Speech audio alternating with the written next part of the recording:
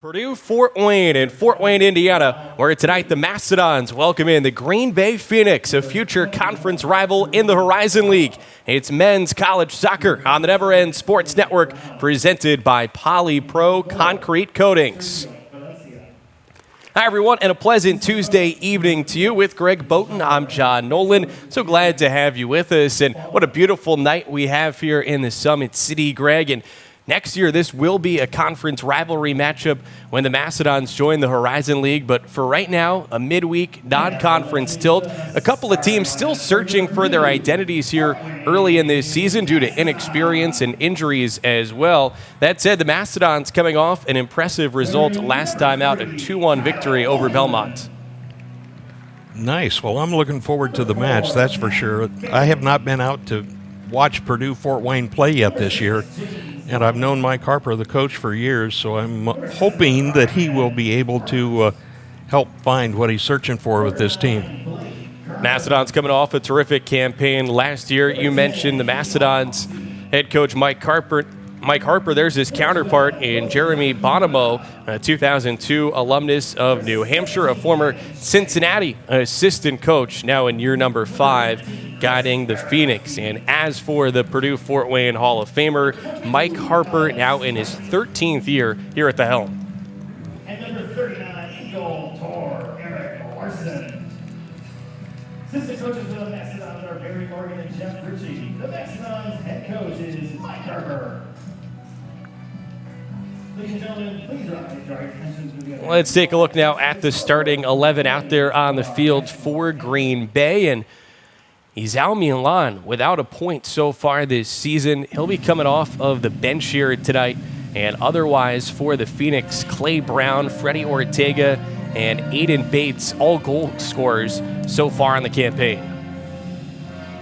New keeper Sergio Valencia will be making his first start of the season in goal in place of Jamison Yoder, who started the first 5 matches of the season for Green Bay.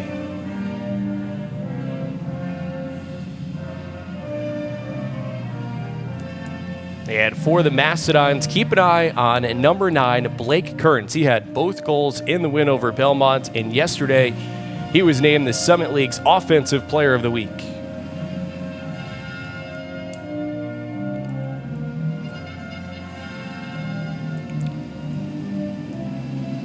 When these two teams play next year, it'll be the Horizon League, right?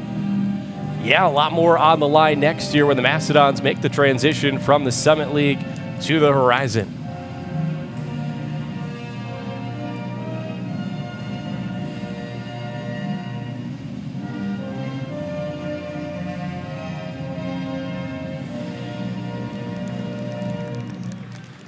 That said, there is some familiarity between these squads. They've met in recent years, including last year in Wisconsin when the Mastodons won on the road 1-0. That was a match that head coach Mike Harper said afterwards he felt like his team in some ways was actually outplayed, but they were lucky enough to get that result on the road. And you got to figure this Green Bay team will perhaps have that in mind coming here today. They were in Fort Wayne a couple years ago as well. These teams played to a 1-1 tie. They also played in 2016, a game that Green Bay won at home 2-1. So the all-time series tied 3 wins aside with 2 ties along the way, although Phoenix has not defeated the Dons since 2006.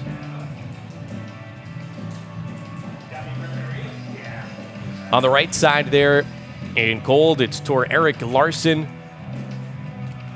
the sophomore from Norway, who's been a standout in goal for the Dons, who will be in white. What did you say his nickname is? Toro. A play on his first name, Tor, although he's got the intensity of a bull, too. So the Mastodons at 2-3-0 on the year have not played a Summit League match yet. They're 2-2 here at home at Hefner, including that victory on Friday that was played in front of a crowd of more than 600, the largest here of the season. Really fun atmosphere, a doubleheader, and a productive one at that for the Dons as the women's soccer team continued their winning ways early in the season. And add to it, had food trucks here, whole lots of students making a Friday night of it. something of a homecoming weekend, too, with the 1999 men's soccer team being recognized after their deep run in the NCAA tournament that year. Hard to believe, now 20 years ago. Yes, it is. I remember when so many of these fields were just starting, the fields themselves. The program, the athletic department certainly have come some ways over time. So the Mastodons will start it off, and we are underway at the Hefner Soccer Complex. It's Purdue, Fort Wayne, and Green Bay. Alongside Greg Boughton, I'm John Nolan. Thanks for joining us here in the Summit City.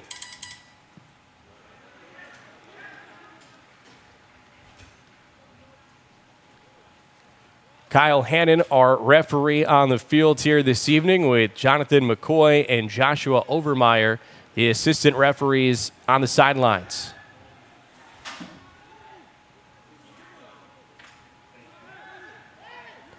What are you looking for here early on?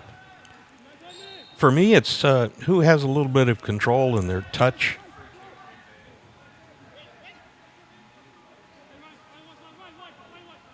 Green Bay in the green.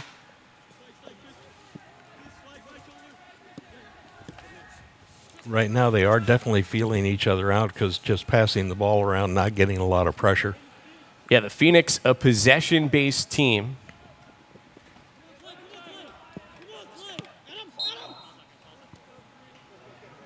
A little over a minute in here, with the clock counting down from 45 minutes in collegiate soccer. Phoenix opened up conference play last time out against UIC, the reigning Horizon League tournament champions. Preseason, Green Bay picked to finish third in the 9-team league. That'll expand to 10 next year for men's soccer, with Purdue Fort Wayne joining the mix. And the Phoenix lost 2-0 to the Flames. By the way, Wright State projected preseason to win the conference. They're the reigning regular season champs. For the Mastodons, still yet this year in the Summit League, only 6 squads there for men's soccer. So just a 5-game sprint in conference play, and that won't start for a bit yet for the Dons.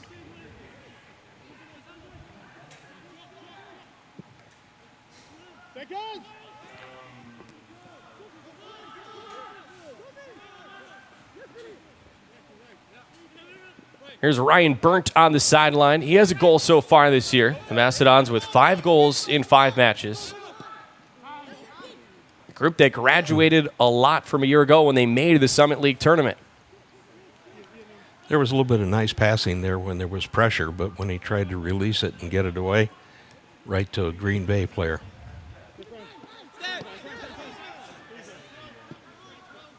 One thing to note here for the Phoenix tonight, 3 players making their season debuts, including a couple of the starters in Vili Caldal and Adam Mansa.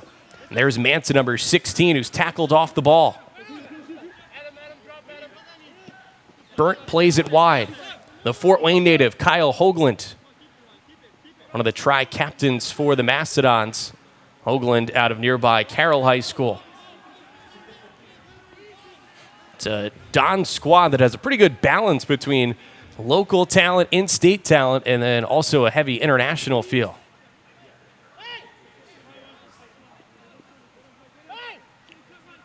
What they do, you look at the list of where all they're from, it's, my goodness. Break out the map or the globe.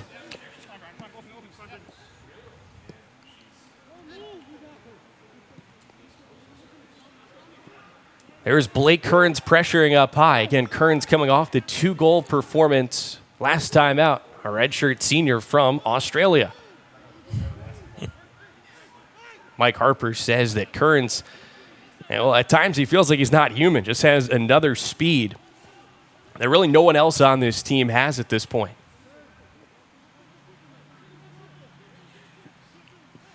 Well, speed definitely helps in this game.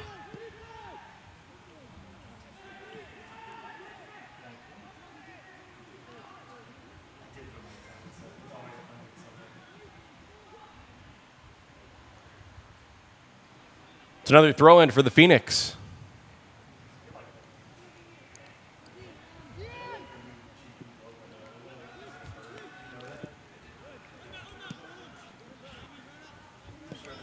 Bright and sunny evening here in Fort Wayne, 77 degrees as we kicked off. Maybe a little bit on the warm side, guys. We'll certainly get a sweat, but should cool down to really idyllic conditions. Past the end line, it's a goal kick. Tor Eric Larson with the captain's armband on the left side. Sophomore from Norway. Last year, top 10 in the nation in saves. Top 40 early on this year. And Coach Harper really impressed by his leadership ability.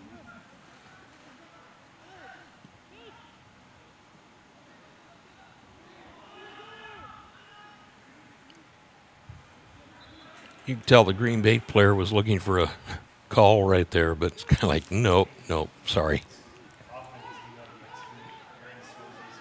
Would you have called it? I know a former official there yourself. No, that one I would not. What's your background as an official? Well, I officiated for about, I guess it was about 25 years.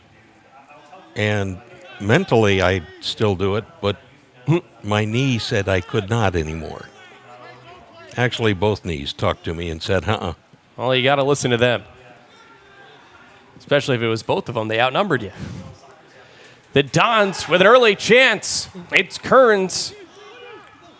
Dislodged. Phoenix looking to transition. Well, they're a glimpse, though, of what Kearns can create with his speed. All in all, though, one thing when you talk to both of these head coaches, they feel like their teams are still trying to figure themselves out. For the Mastodons, due largely to having lost so many key players from last year's successful squad. Right now for Green Bay, they've been riddled by injuries. Like we said, 3 guys just making their season debuts here tonight in match number 6, and they still aren't even at full strength. But a similar refrain, both sides feel like the sum of all the parts greater than they are individually. A couple of blue-collar oriented, hardworking clubs.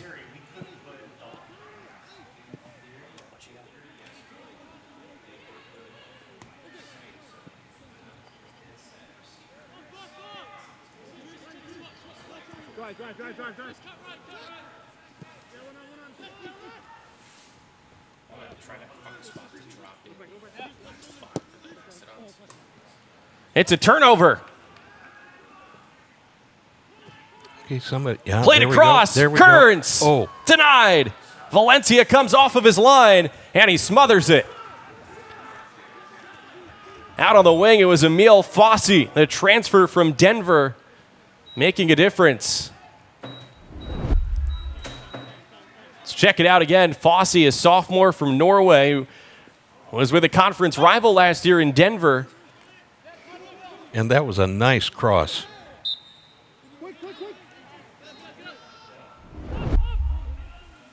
Well done by Valencia, making his season debut tonight. If the Mastodons can keep pressure on like that, it will get interesting.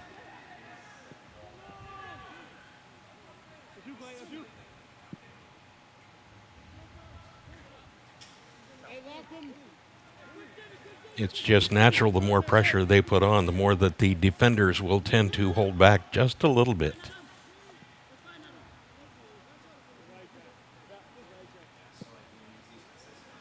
Could open up the field a bit more. Yes.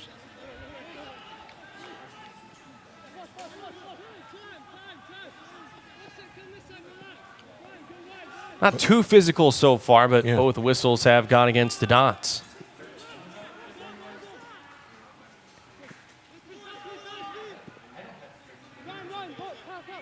Possession for the Mastodons.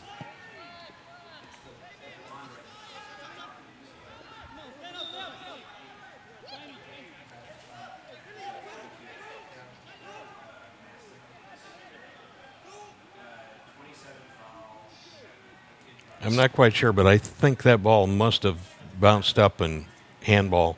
It's the only thing I could think of. Set piece opportunity now for the Mastodons. It'll be Emil Fossey, the Denver transfer, looking to create. Fossey plays towards the 6, and a diving stop for Valencia, who again denies Kearns. That Fossey to Kearns connection, though, starting to knock on the door. That's two possibilities right there.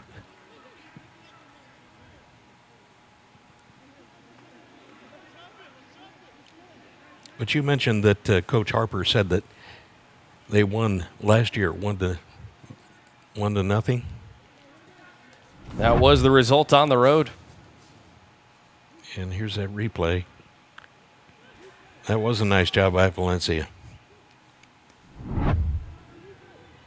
And that 1-0 win, he said he thought they were outplayed, but they still came away with the score. And that was without Valencia in goal, because not only is he making his season debut here, he's making his career debut, a freshman from Burbank, Illinois, out of Mount Carmel High School.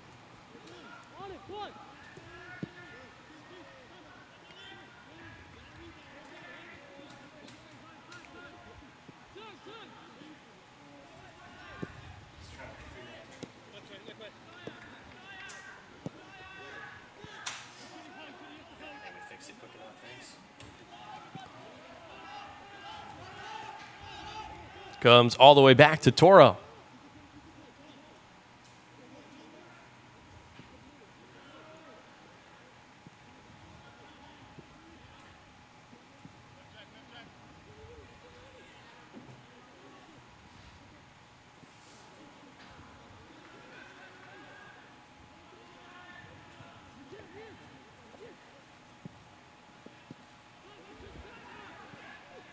So the Mastodons trying to win consecutive games at home.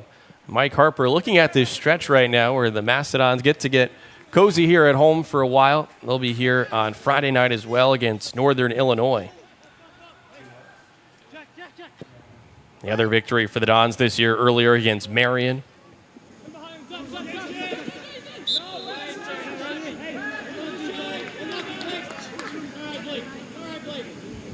There's Andre Bairez who goes down.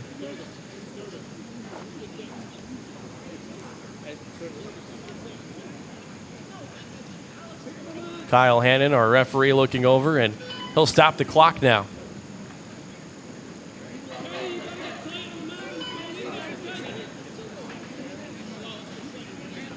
I think what happened is did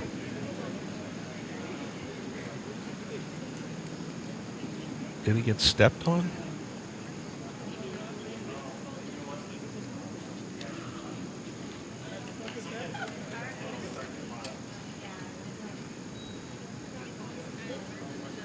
Seems to be checking out that left leg ankle area. Well, there he is. He's lacing it back up again. So I think that he got stepped on and came off.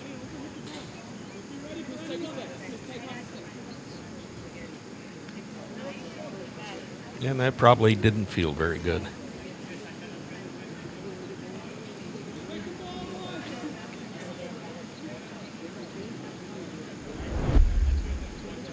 Bairez, a senior from north of the border in Canada, Manitoba. Winnipeg, to be more precise. Foul against Kearns, knocking him down. Well, nothing there on the free kick attempt.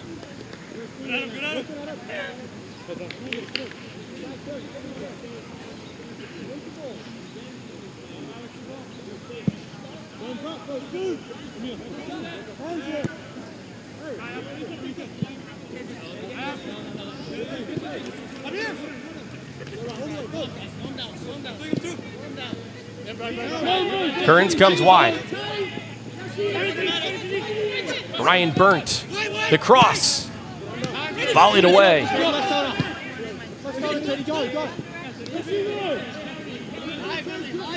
Green Bay attempting to counter.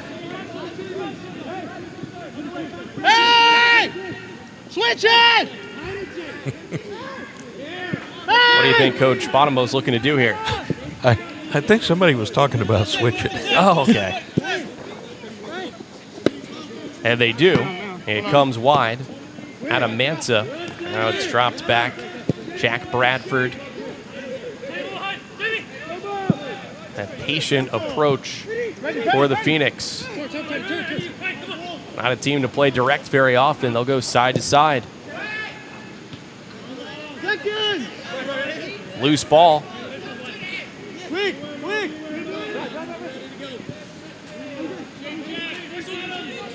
Mastodons in a 4-2-3-1 formation. Staying organized, and there's a rip high.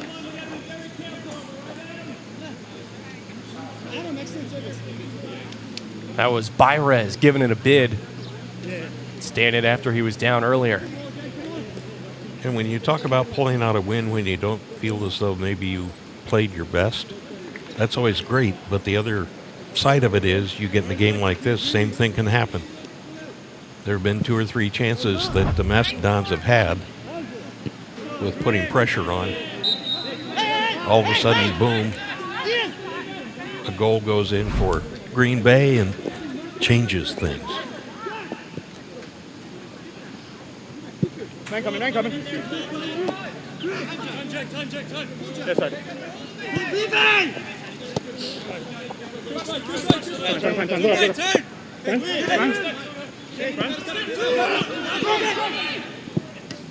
Leave it.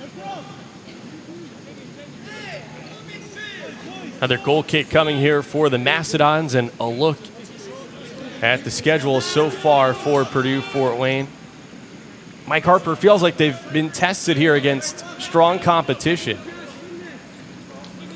Most recently with that win over Belmont on Friday, and by the way, IUPUI, another Horizon League squad.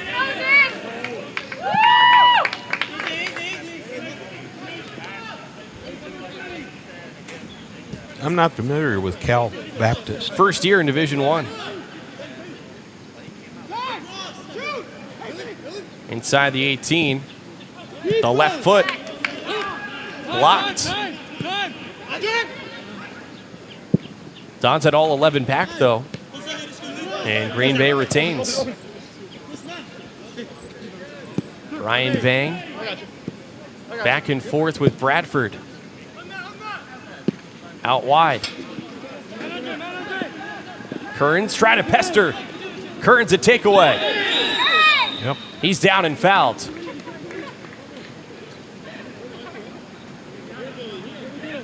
They know he's fast. He gets control of that ball and goes. They maybe have some difficulty catching him. Gets that speed in part from his mother, a former Olympic gold medalist in Australia in the heptathlon. She won gold as Jackie Joyner Kersey was the runner-up, winning silver. Talk about bloodlines. Yes.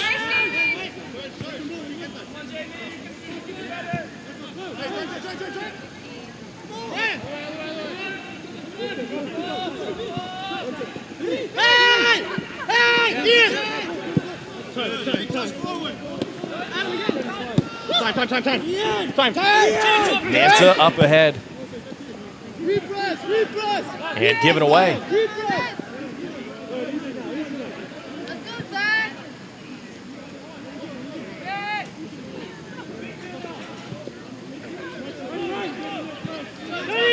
About 18 minutes in so far. The Horizon League visiting the Summit League. Although again, next year, this will be a conference match.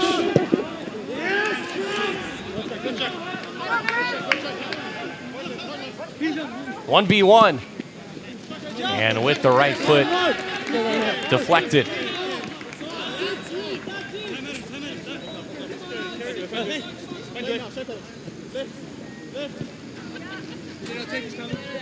Hey! Quicker! Mikey, go side. Då säger det. I'm gonna stretch it too, boys. Yeah. Andre. Oh, wait, Freddie, high up. I don't mean it. We have such a great setup here that you can hear what they're. You can't hear clearly everything they're saying, but you know those teams are talking to each other like crazy. That communication so key. And something that maybe is still an area for development for both sides, given the nature of the changes in the rosters. Behind you, Jack. Behind you. Hard behind you. Played along. Kearns running on. Bradford possessing. Did you hear him telling his teammate behind you, because they knew it was Kearns coming. Man on. Kearns, the reigning Summit League Offensive Player of the Week, after his 2 goals on Friday against Belmont. Let's go with it. And a Mastodons win. Purdue Fort Wayne looking for consecutive victories at home. Halfway. Green Bay on the other side started its season with a tie against Valparaiso 1-1, then a victory against the Summit League opponent in Western Illinois 3-1. Had a 1-1 tie at Northern Illinois, then played another MAC opponent in Western Michigan, lost to the Broncos 4-0, and then shut out on Saturday at UIC in their Horizon League opener. So you got to go back to September 6th for the last time the Phoenix felt the jubilation of a goal.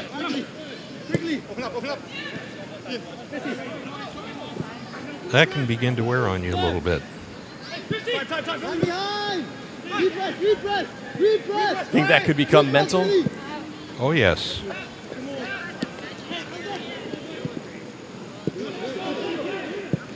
That one given right to Fossey. Played out, and it's a throw-in for Green Bay.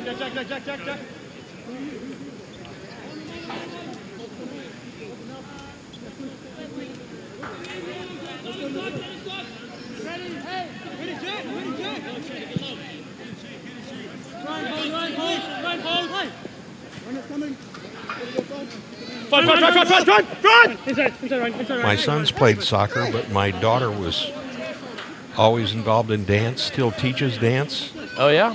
and she was a big fan of a guy named Fossey, who was quite a choreographer. Well, Emil Fossey, certainly one who can dance on the ball, and a sophomore out of Norway. He was at Denver, the preeminent program in the Summit League, typically a national contender, ranked in the top 25. Didn't have the playing time he wanted there, and the connection for Fossey. And we have a foul going. Kearns draws it. Yep.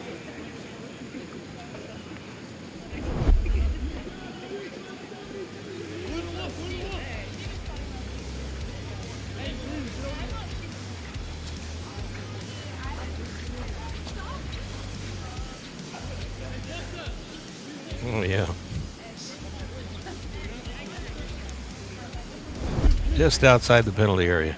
And by the way, to finish the thought a moment ago, it was Fossey who had the Norway connection with Larson, the Mastodons keeper, who helped in the recruiting efforts to bring him here to Fort Wayne. I'll be darned. So now it'll be Fossey who will serve this in from outside the 18. Fossey chips it, headed wide. There was James Lamb, a captain despite being only a sophomore, a New Zealand native, who plays in the back line for the Mastodons, but with that height came forward on the opportunity.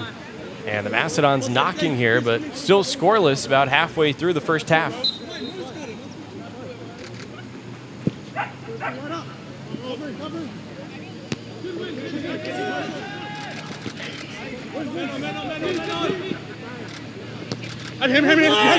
Burt goes airborne. Now up ahead for Burnt, again with the head. Burnt brings it down. Burke.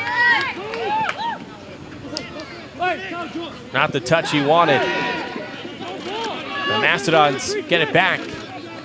Moses Akimata.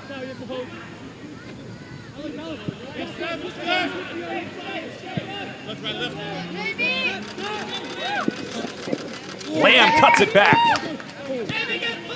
Give and go for Lamb. Kearns goes down. But the foul is called against Kearns. Yeah, he was trying to hold his ground until that ball got there. Which didn't work out.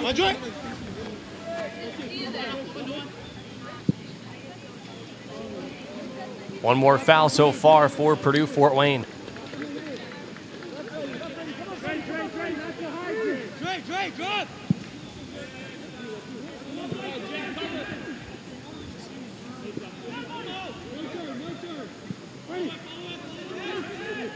Other way! Hey! Brian! Hey! Adam! Time, Brad. Right. Vang, direct. Ortega settled it down, but lost it.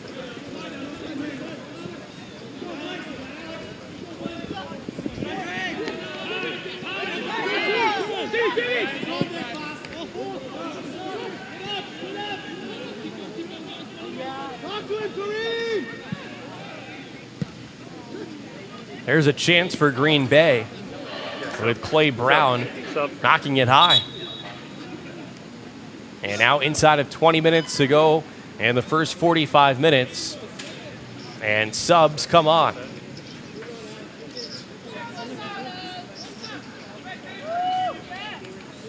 Ryan Burnt gets a breather for Purdue Fort Wayne. And there you see Matthias Mikkelsen step on, a junior from Norway.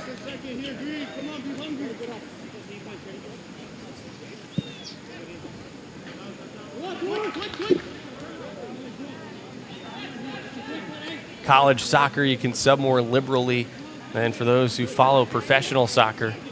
Hey, speaking of professional soccer, really exciting time right now for the sport here in Fort Wayne. Not only the buzz with the Mastodons across the athletics department making the move to the Summit League next year, but pro soccer arriving here in Fort Wayne in the next year as well. I think that's going to be fantastic. I let my son in Cincinnati know, and my son here in town knows. We've talked about it a lot. Kearns plays it wide. Now it comes across. No one there. Bradford. Up ahead, it's Brown with the dummy. Back to the Mastodons. Bradford whistled for the foul. Free kick for the Dons. No. I'll give you guys the same thing the other side, man. Calling it equally. Calls both ways. Right there's a good one. Be better both sides.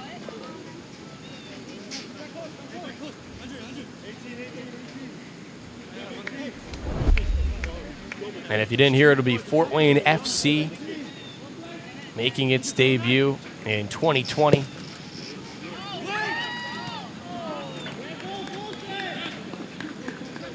First games are going to be played on Shields Field over at Bishop Dwenger. Yeah, that brand new stadium. Yes.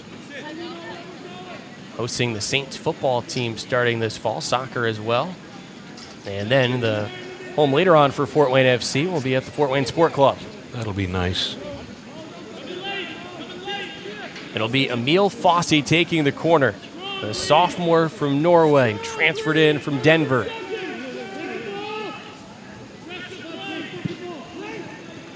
Fossey plays it to the 6. Out again. And another corner.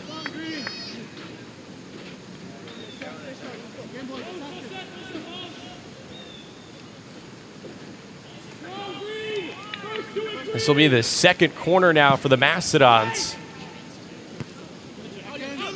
Is this the second one? I was thinking we had more than that. Turn. Perhaps the third. You know, I'm not good at math.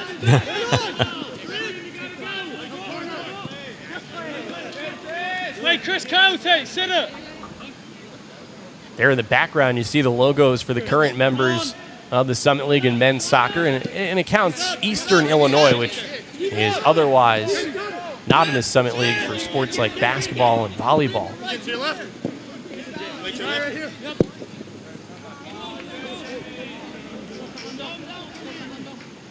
Time!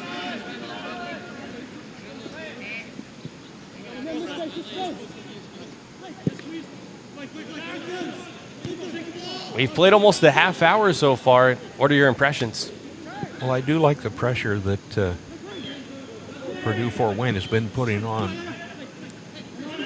Yet so many times when they hit the long ball, it's tough to control those, especially when you have pressure on you. To bring it down, get it control right at your feet so now you can do something productive with it. So even though they've put more pressure on, I'd like for them to have a little bit more control when they do. And not necessarily surprising that we haven't seen a tally yet for either side. Both have averaged only 1 goal per match so far through 5 matches.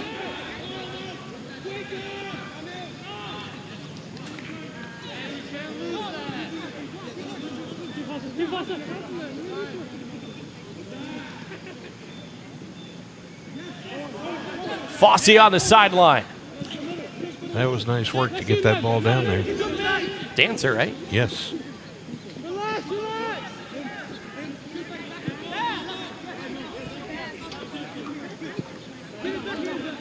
Jack. Maybe they're related. We'll have to check the family tree later.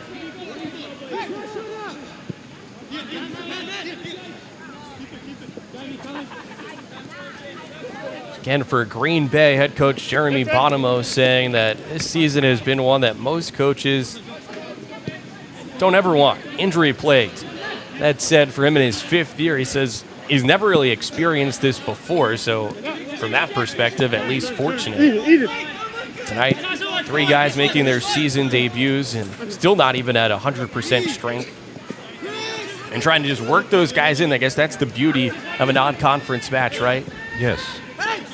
Realistically, neither side figures to probably be a team to earn an at-large bid to the NCAA tournament. Trying to build up strength towards conference play. And for Green Bay, 8 matches in the Horizon League this year, only the 5 in the Summit League for Purdue Fort Wayne. Pretty cool look there from behind the net.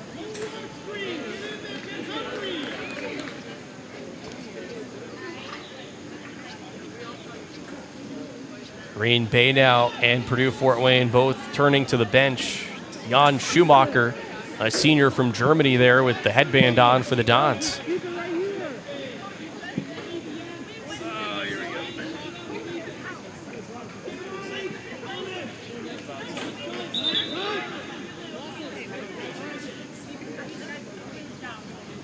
You ever have hair like that?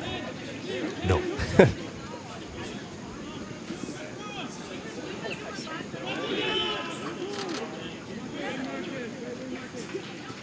Freddie Ortega, number 12, the sub into the game for Green Bay. And that's Marcus Del Vecchio, who's got a goal on the season, who's tripped up, and a foul against the Mastodons.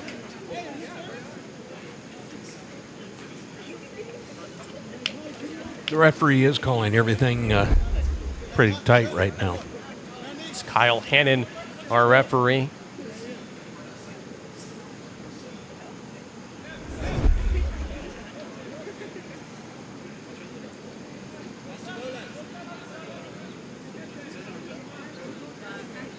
I like that Mastodon logo in the background. The eyes. That one has eyes for the net. Knocked away. It's Del Vecchio. Fosse taking it away. Throw in for the Phoenix.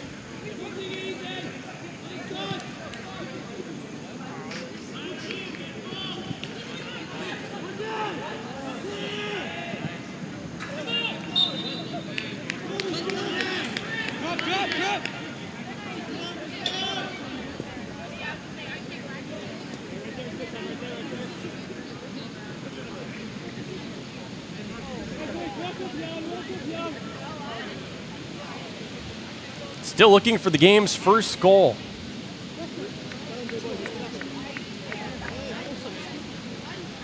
Fouls now even. Larson pushing his guys up. Toro takes the kick. All of a sudden, some wind breezing through.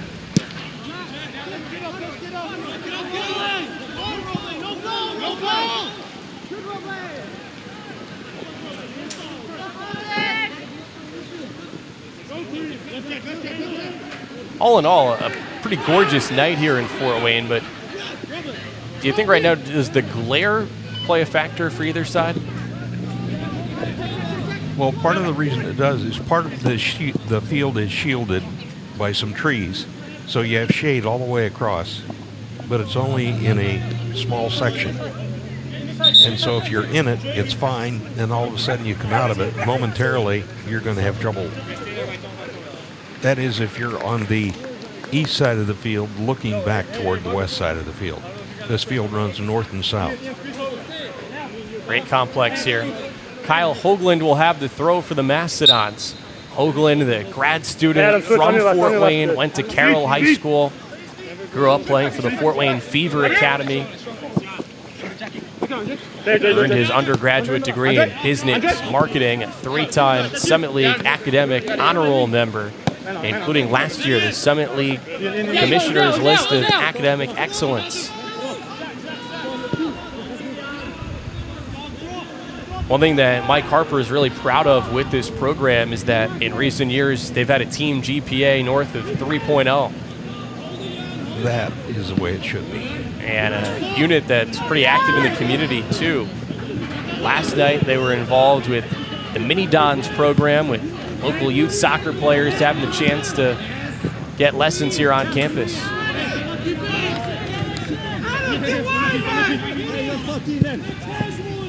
Sure, if a head coach is preparing for a match at the professional level, think about the highest levels, Premier League, or even here domestically in the MLS, night before a match, I'm sure a head coach is just watching film and really entirely focused on the next day's game. But in this case, Coach Harper, he was setting things up for the clinic last night. That's good. I like that. Doing something for the kids, and at the same time, his players are keeping their grades where they should be. And that's an outreach program that goes across the athletic department in various sports.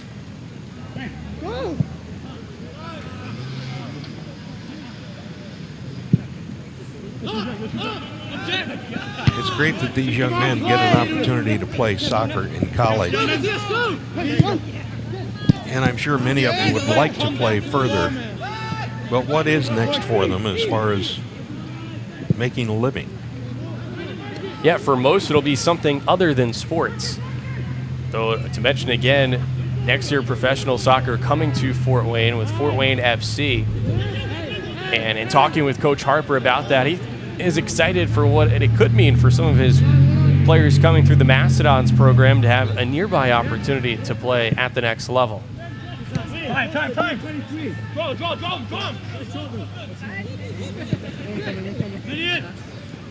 And that has happened. DeMarcus Beasley, 4 World Cups. A legend and a Fort Wayne native. He wore it green in high school at Southside. Here it's the Green Bay Phoenix in green. And when he was younger, like U10, one of the biggest problems with him was keeping his shoes tight. Oh, yeah? Yes. Ever have to blow the whistle to stop a game he was playing in for that reason? No, actually, I was coaching young kids, and his older brother Jamar and my son Nick were on the same team, and DeMarcus wanted to be on the team with his brother, so he was. And people have said before, I said, gee, did you help him become successful? I said, are you kidding me? I said, what I did was, when he was done with me as a coach, he still enjoyed the game. And I figured that was the best thing that I could have done. Well, a former coaching legend from the state in another sport, John Wooden. Didn't he say he'd start practices by just teaching guys how to tie their shoes? The basics first. Yes, he did. And a lot of people don't remember that, well, he was from Martinsville. He went to Purdue. and he coached at South Bend Central High School. Just which up the road from here. no longer exists. But he did recruit players to UCLA that went to South Bend Central. Hey, you know, speaking of UCLA and just the great soccer culture here in Fort Wayne, not only on the men's side, but on the women's side too. Sarah Killian, a Fort Wayne native who played at UCLA, now playing professionally for Sky Blue FC and the National Women's Soccer League. She's had some opportunities at the national level as well.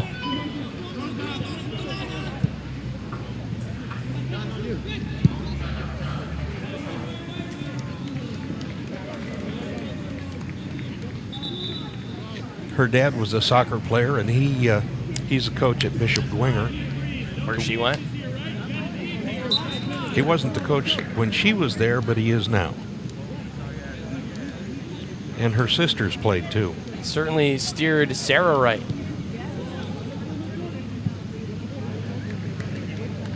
Coming down to the final 5 minutes in the first half at the Hefner Soccer Complex in Fort Wayne. Purdue Fort Wayne in its final year in the Summit League, taking on Green Bay, the Phoenix of the Horizon League. The conference the Mastodons will be in next year. That news was announced this past summer. And just from a geographic standpoint, we'll talk about this more later on. That's why it's so exciting here for Fort Wayne, not only sports-wise, but really for the entire university. The Summit League, like we said, phenomenal league for the Dons to have gotten their start in Division I. Whether you're talking about men's soccer and having a national program like Denver. And there's a look at that Summit League map and the footprint here. Just perfect with Fort Wayne pretty much in the center. One of the longer trips will be going to Green Bay, but even that only in the neighborhood of 7 or so hours.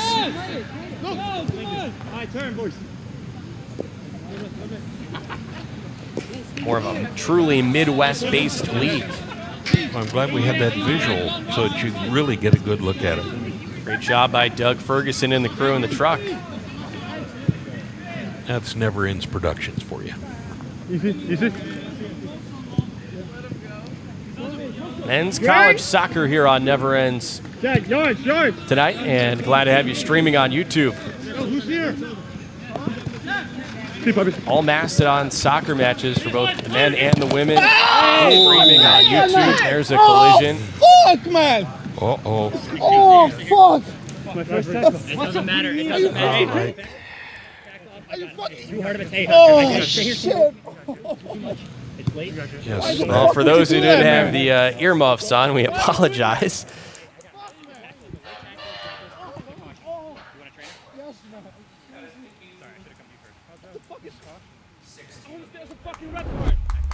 Fucking leg, fucking I pass it. Is this a yellow? Are you fucking kidding me? This is our game, we are control. We'll hope that perhaps the audio stream will be a little bit different than what we're hearing on our headset, but obviously an episode of pain. Yeah, he came right into him. Oh, shit. That's ridiculous. Oh, shit. He's coming like this. His legs are like this. His legs are like this. How do you think he gets stuck, man? Well, for the Phoenix, that's Adam Mansa, the junior from Denmark, who's down at Mansa, one of those guys who we alluded to earlier, making his season debut tonight. And not what he envisioned for the return here in the final stages of this first half. That would be part of why he's upset. There's an aggressive tackle from Schumacher.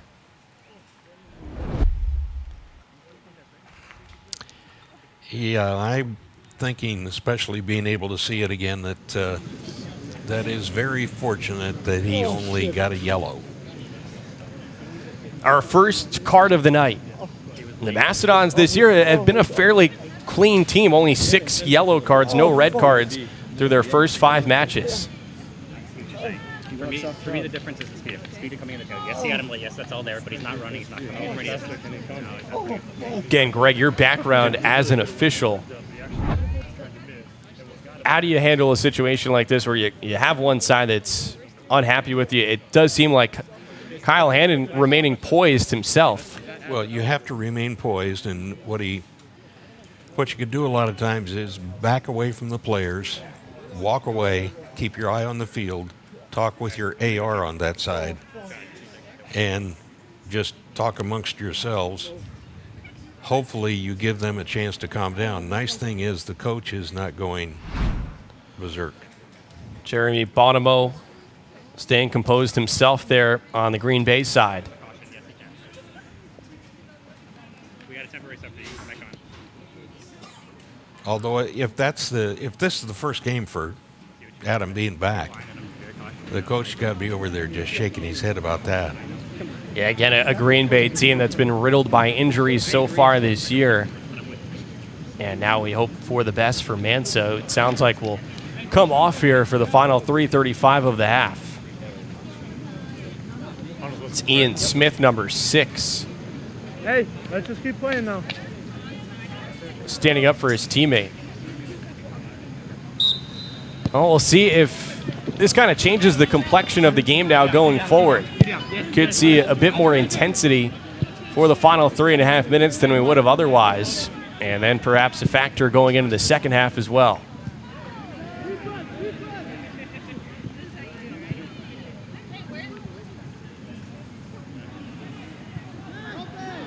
Thanks again for joining us here on this sunny Tuesday night in the Summit City. There is a tendency for games to get much tighter in the last 5 minutes, and of course that happened with roughly about 4 minutes left. Tim, drop Tim. Go, White Tim. Go, hold. Jamie. In terms of chances so far, Purdue Fort Wayne with 3 shots on goal. Green Bay without a shot on goal. Turn. Mastodons with 2 corners to 1 for Green Bay. Overall, the Phoenix have had 6 shots, the Mastodons 4. Green Bay with the only offsides of the game. Though with those opportunities, some decent chances. We haven't seen any spectacular saved or any blown opportunity on goal. Well, it seems as though that, the Mastodons have had more shots on goal as opposed to just shots. Ones that could have found their way into the goal if they had not been saved. Our thanks to the media services team here for the Mastodons staying on top of the numbers. Derek Sloboda and Aaron Johnson hard at work with Brett Herring, Dalton McGill down on the field. Yes. Good, Tim.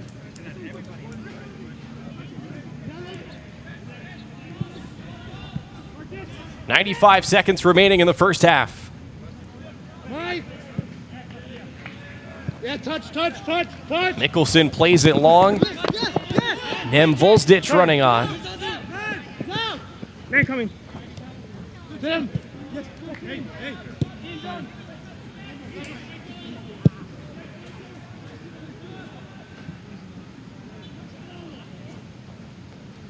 Akimata takes it away. 1 minute. 1 minute remaining in the first half.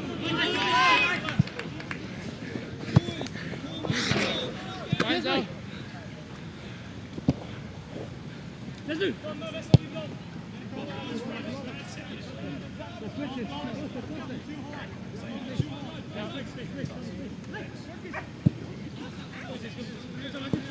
Make sure to stick with us at halftime, by the way. Not only will we have some analysis on the first 45 minutes, but also a chance to get to know a couple of Mastodons and a look around the athletic program. Well, it technically is summer, right? And it certainly feels like summer right now in the upper 70s. It does. But basketball season starts next week. Right now you got golf in action with their fall schedule, women's volleyball. 9, 8, 7, 6. Seconds ticking down here. 4, 3, 2, 1, 0. That does it for the first 45 minutes at the Hefner Soccer Complex. Scoreless between Green Bay and Purdue Fort Wayne. Greg, what'd you think? Well, for one thing, I'm glad that there were no other fouls right there at the tail end. There Yeah, was credit one, both sides there for keeping their cool after the they yellow. did. They kept their cool. I like the pressure that the Mastodons have put on almost from the very start. They put pressure on. And part of what that does is that you've got Green Bay thinking about the fact, wait a second, some of these guys can get behind us. We have to pay attention. And it begins to kind of wear on you. It can wear you down. It's like in football. You've got a wide receiver that's got tremendous speed. You keep throwing to him, throwing. You know, sometime or another he's going to get it. Sometime they're going to connect. And if they keep the pressure on like this, it just seems as though they're going to connect. Now, if they let up, then what can happen is one of those shots can go in and all of a sudden now they're down. Fossey and Curran certainly creating some opportunities for the Mastodons in the first half, though we are scoreless. Should be a fun 45 minutes still to come here in the Summit City. That's a great shot. That was before the match started.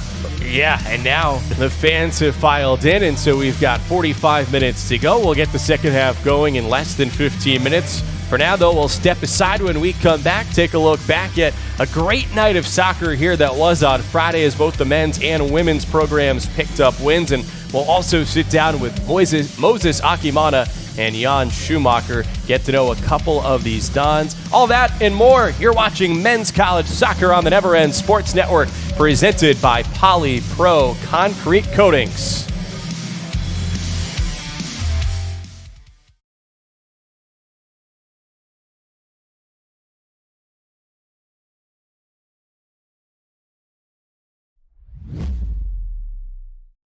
We came together as a unit. It was energy. It was a bit of a relief for me, honestly, to get those couple of goals. I really needed them. The team needed them too. We came out, all due respect, it was a really good win for Harper today. He's at home. Who knows? We don't really know exactly what's wrong, but it was really good to get a win for him, and the boys needed it. So we're looking forward to the next game now to see if we can move forward with the season. The reason we recruited Hannah Kroger, who scored our first goal, was literally I saw her in Vegas at a club tournament, and she hit a goal just like she did today. And I said, that moment, that's a kid we need on this team. And fantastic effort from her. I thought it was great. And then second, Kayla Wisniewski, the kid, was our leading goal scorer last year, and she has been in a little bit of a rut this season, and we knew it was just going to take this one goal to kind of get it out of her, and just to see the excitement and the joy on her face after she scored that goal. And we kind of knew it was going to be one of those gritty goals because she's created so many 1v1s and had so many great chances, but we knew it was going to be kind of that goal that would get her out of it. Our games traditionally have gone to Valpo. They've had the run of this rivalry over the years, and for the last 2 years we've come away with wins, and I think that's just a testament to what our players are doing and the work that they're putting in, and where this program is and where we see it going forward. It's just been fantastic what the players are doing right now.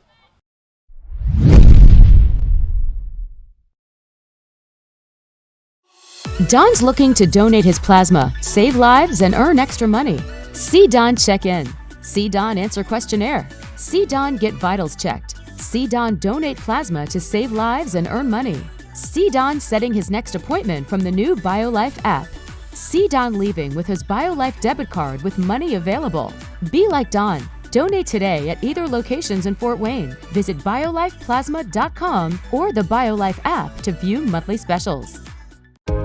At Diamond Residential Mortgage, we understand the importance of keeping pace with technology, and we offer a completely digital loan process to our customers who choose to take advantage of that option. But we also understand the magnitude of a home purchase, and one of our loan officers will work with you every step of the loan process to make sure all your questions are answered and the right type of loan is tailored to fit your needs. See Diamond Residential Mortgage.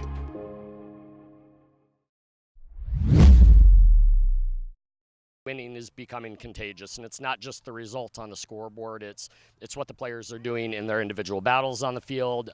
It's a mentality that we are refusing to lose right now, obviously from a statistical standpoint, but really just the individual effort and battles that the players have right now. Super proud of Morgan Ritano as a freshman, getting that second goal and putting the game away, but the first goal from Elise Lacourt, to get the first goal, it was scrappy, it was kind of ugly, but she just had to battle and find it. And so it was fantastic to see those two step up in a big moment. I think they just refused to not give everything they've got for their teammate next to them, and that's been a big change in the mentality as well.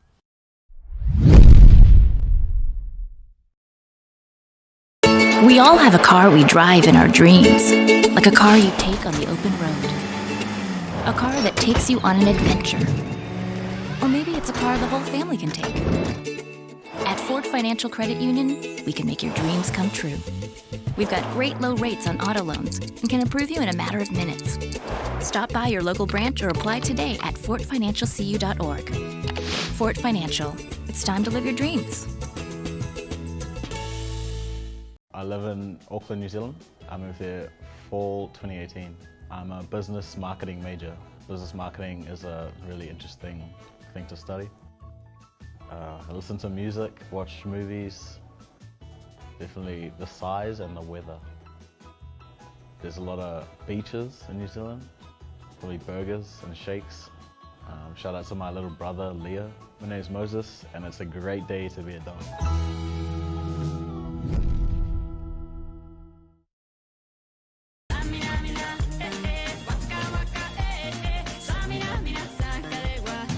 For Africa.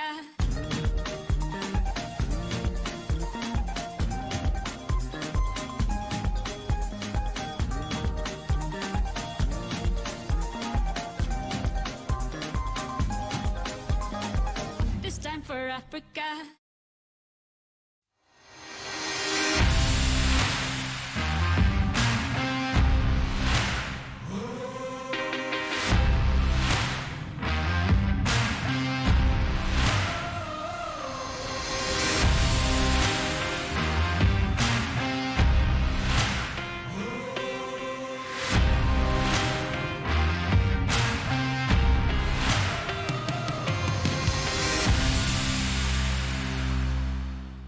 I'm from East Germany, from the southeast. I'm from Dresden, one of the probably most beautiful cities in the world. I'm looking forward to hopefully being at some point an entrepreneur, starting my own business, and therefore I want to be the best equipped that I can be, and therefore I chose getting a business degree. For me it was a pretty simple option. I wanted to play D1 sports, and here in the United States it's just possible to combine high standards of athletics and high standards of education, and therefore Purdue Fort Wayne was just a perfect fit for myself. The person I am right now is all because of sports. It shaped me entirely from young age on. It's the structure, it's the discipline, it's the drive, it's the mentality you get. All my friends, Tom, Laura, Yoshi, Nico, I really miss you guys. I really appreciate you. Always been on my back, always helped me out whenever I needed people to talk to. And the rest of my shoutouts definitely goes to my other seniors here in the room. Like, I thank you for always having my back, for almost pushing me.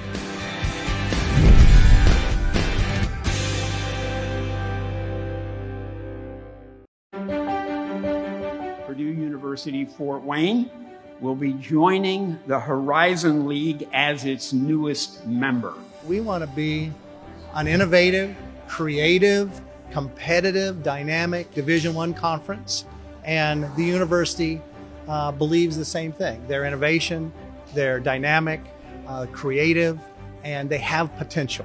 So it's an on-ramp. It's an on-ramp for them, it's an on-ramp for our league, so we can both achieve our goals together. I can't wait, and I also can't wait to see our student athletes interface with kids they played against in high school, those rivalries are going to come so much more easily, and they'll be fun rivalries because they'll be playing against kids they played against before. We are in this business for student athletes, and they were so happy. They have, I think, a very deep understanding how their lives are going to improve and their ability to compete and be at peak performance. And instead of spending time in airports and on buses, they're going to be in the classroom and preparing like they should be. Purdue Fort Wayne's move to the Horizon League becomes effective July 1 in 2020. Our student athletes will advance to heightened levels of competition among a formidable lineup of respected universities.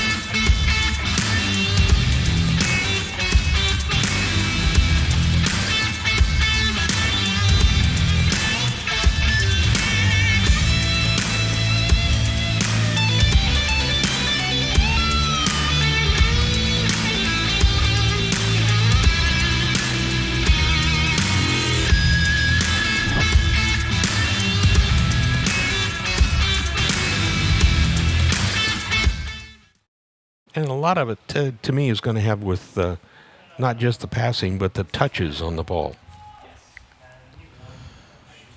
Fairly evenly played first half. Again, it was Green Bay with more total shots, 6-4, but the Mastodons with 3 shots on target, none on target for Green Bay. Emil Fossey carrying forward. Fossey doubled towards the corner, and it's tackled away. Bilal Kulani. Clay Brown trying to turn upfield. Freddie Ortega goes down. No foul as Moses Akimana took it away. Pretty cool to hear from the sophomore out of New Zealand at halftime. This Purdue Fort Wayne roster that's comprised of guys from here in Fort Wayne like Captain Kyle Hoagland, the Carroll High School alum, and then guys from all around the globe. And like you said, it is literally all around the globe. We got Norway, New Zealand, Italy, Australia, and more. Germany.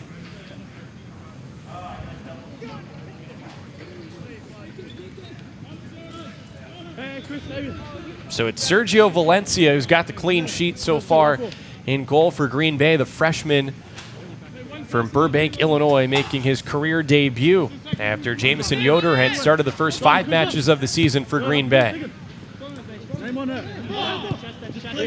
Sun setting here in the Summit City. It's cooled down to 73 degrees. What a comfortable night.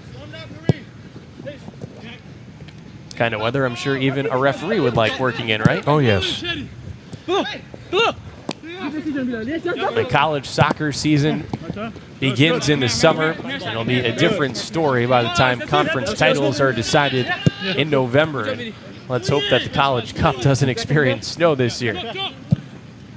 And you see there that our referees, Kyle Hannon in the center. AR number 1, Jonathan McCoy. At AR number 2, Josh Obermeyer.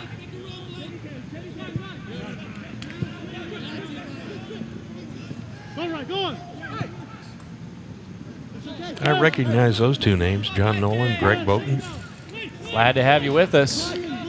Listen, I'm glad to be here.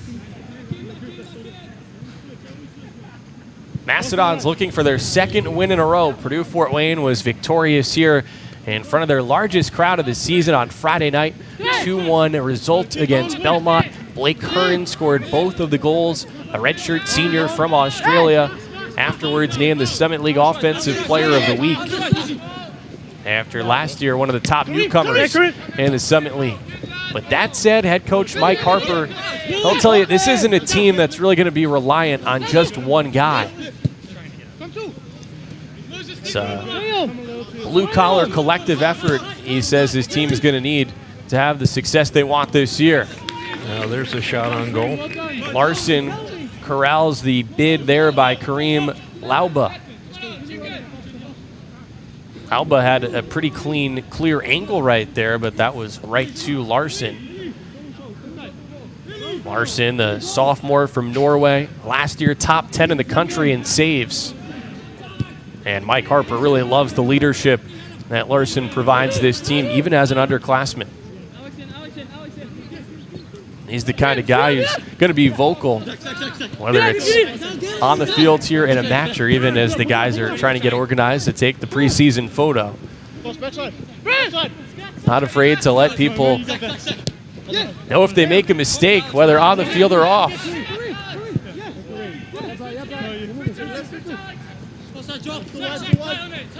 Well, there's some people that just naturally step up into the leadership role, and it doesn't matter age.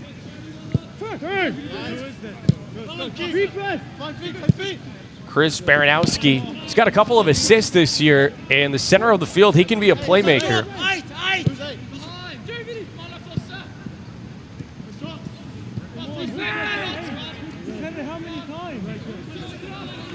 See, right now in this half, Green Bay is getting the ball a little bit deeper, and it's a little bit more meaningful.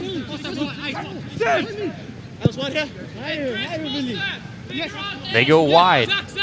Lauba. Zal Milan, he was a guy that Mike Harper had at the top of his list when scouting Green Bay. Into the mixer and out, headed out of bounds. How has Green Bay been able to change that here in the second half, become more dangerous? Oh, we got an offside. Mostly that's just a case of collect your thoughts, calm down, settle down, make your passes, get control, because they were controlling the ball a great deal in that first half, but they just weren't doing anything with it. And now they've gotten a little bit more pressure on, and there hasn't been really pressure when it comes to Purdue Fort Wayne. No offsides yet for the Mastodons. Both teams have been possession-oriented.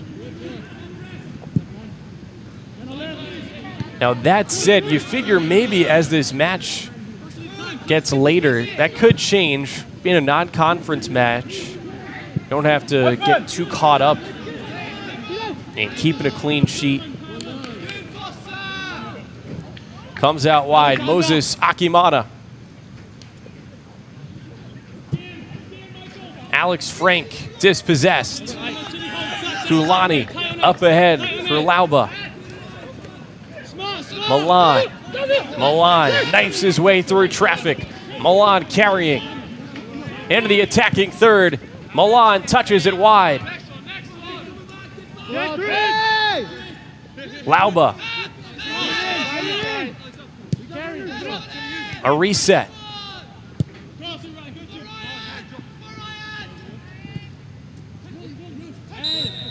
There's a takedown and a foul against the Mastodons. In a dangerous spot. Yes, it is.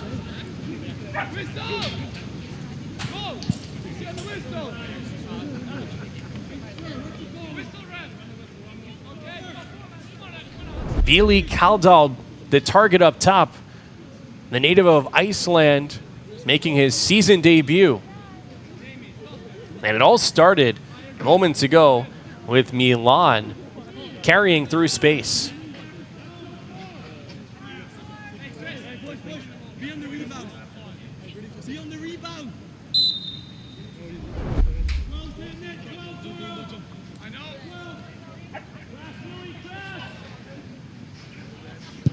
After the fake, it's right into the wall.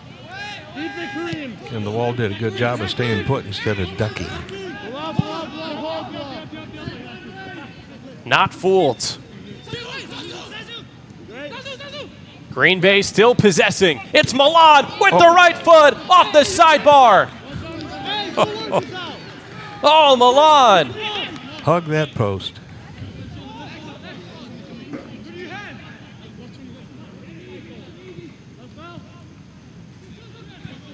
Best chance yet for either side.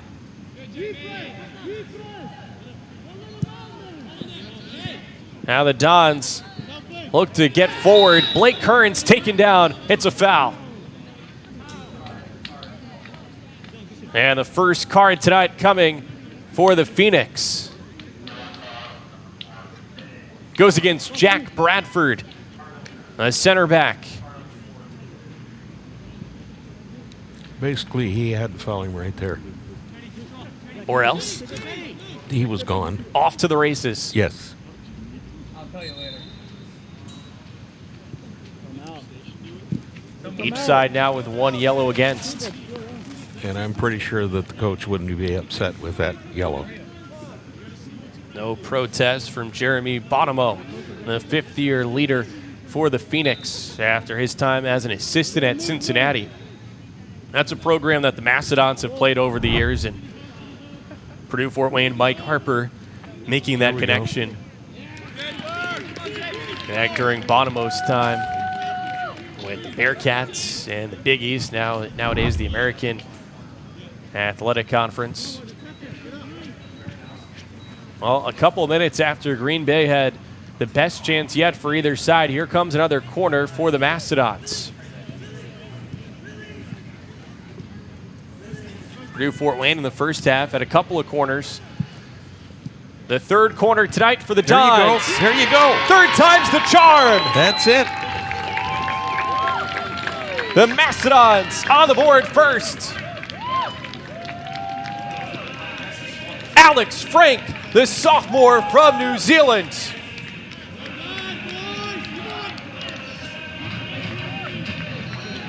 One nothing Dons. Oh, man. It was the second guy. Frank with the header, his second goal of the season. Emil Fossey on the corner kick.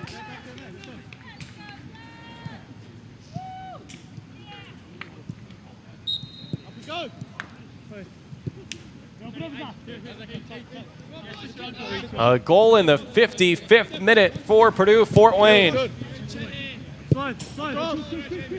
The Dons try to protect their home turf, looking to win consecutive matches during a stretch where they're at home for a while.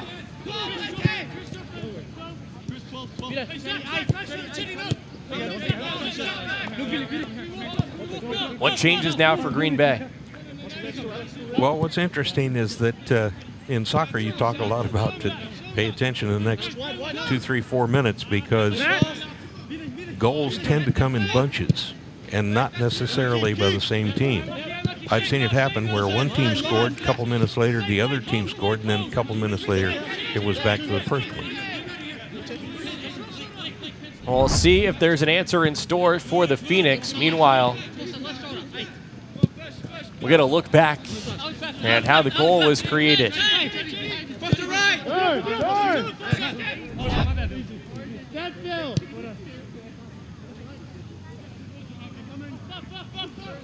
We'll look to get a replay of that goal later.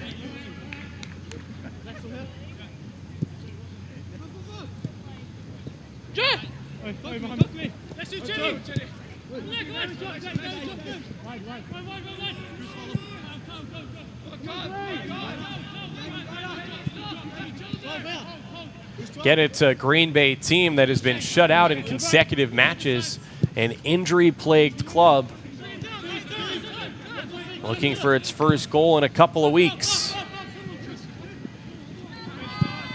I hope Valencia comes all the way out. I hope that Adam Mansa is okay. Mansa was the one who was fouled late in the first half. A yellow card went against Jan Schumacher. A play that Green Bay thought was a red card.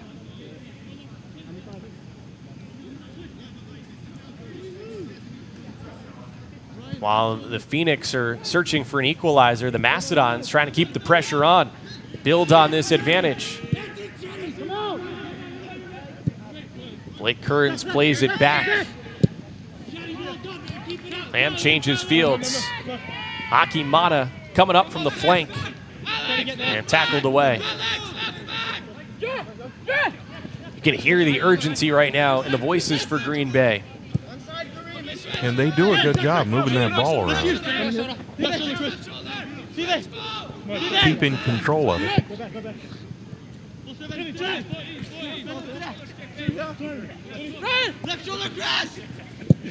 They had the majority of possession in the first half, and I suspect they certainly do thus far in the second. Yet the score is still Purdue 1. Purdue Fort Wayne with the goal on a header for Alex Frank. Here's bottom the right, there it is. Here it is. Fossey, the transfer from Denver. You had James Lamb airborne first, but it was the second man in. Yes. Frank on the connection. Get up.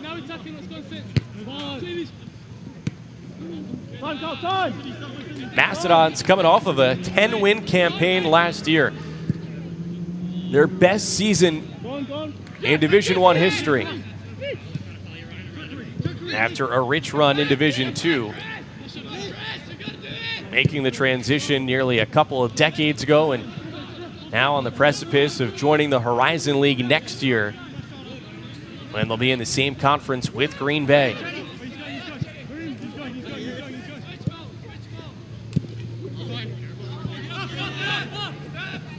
And in recent years, the Dons have fared very well against Horizon League foes. So far this year, though, suffered the loss at IUPUI. Trying to make amends for that here tonight. Kaldal goes down again. He drew a foul on the opposite side of the 18 earlier in the half. And now it'll be another free kick for the Phoenix here in the attacking third. We talked before about Larson's leadership, vocal, and aligning the wall. Freddie Ortega on the ball for the Phoenix. Headed away by Lamb. Milan with a move.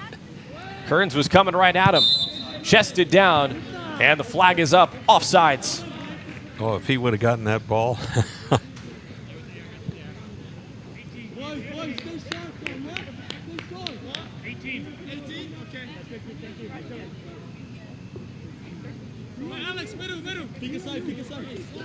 Let's see, in the first half we had one offside for Green Bay, and they've had two this half, haven't they?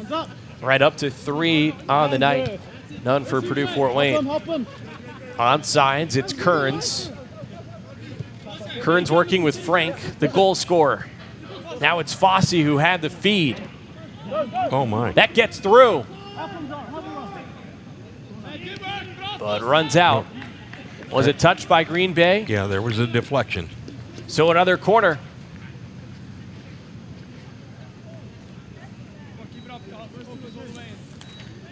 For the Mastodons, Chris Barankowski applying the pressure.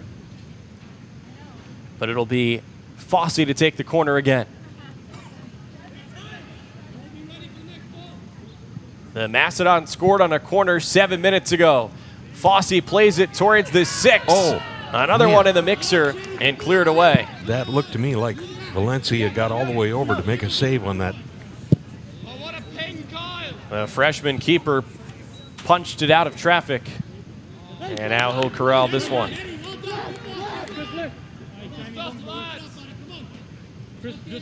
Down to 28.5 minutes to go at the Hefner Soccer Complex. We had the overhead shot earlier. What a beautiful facility this is, and one that has drawn in the best programs across the entire country over the years. Yes, over the years we used to have the soccer festival, National Soccer Festival, started by Terry Stefankowitz, and Terry's moved out of the area now and no longer does it, but boy, there were some great teams that came here, men and women's teams. From coast to coast, yes. The likes of UCLA out west, Duke out east, and the top programs all over, including in the Midwest too. Many Big Ten teams, Notre Dame, and a great chance for Purdue Fort Wayne to showcase this tremendous facility over time. We have the game fields here, but in all, more than a dozen fields here as part of the complex, serving not only the Mastodons, but also high school programs, youth soccer too. And out at the Fort Wayne Sport Club, I'm not even sure how many fields we're up to out there now. There's at least 8. And one that, as we mentioned earlier, next year will host professional soccer with the debut of Fort Wayne FC in 2020.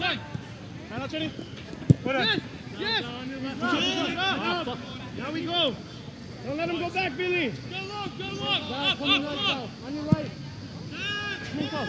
Come on, get off the glass. Get back. Yes, time. Hey. Just like Great thing about professional soccer coming to Fort Wayne is that while it'll be a men's team next year, a professional women's team planned to begin in 2022. Touched upon it earlier, and we heard from Jason Bird, the head coach for the women's program here for the Mastodons at halftime. And right now, his team is off to its best start ever in Division I. You know, I think back to that visual of where the teams are going to be located in the Horizon League, and I thought, oh, That will be nice. It's going to make recruiting a lot easier for these coaches, not to mention for the student athletes not having to travel as much during the season, which will be beneficial in multiple ways. For one, you figure the performance on the field will improve when you only need to take maybe a 2 or 3 hour bus ride to play your opponent, whereas currently in the Summit League, the nearest rival would be Western Illinois, which is 6+ hours away by bus. And everyone else you have to get to via a plane, only not a direct flight. Connections along the way. Or otherwise, very long bus travel. And then not to mention, that'll mean student athletes not having to miss as much class time. Academic Services group here does such a great job in aiding student athletes, but it'll be a lot easier without having to miss as many exams and classes and get caught up from afar. Well, it would seem to me that also would increase attendance at each location because it would be close enough. If anybody wanted to go to here or down to IUPUI or up UIC, Oakland, up in Michigan, it's so many of those, they're within a reasonable distance. Not only by bus, but if you're a fan. The attendance home and away.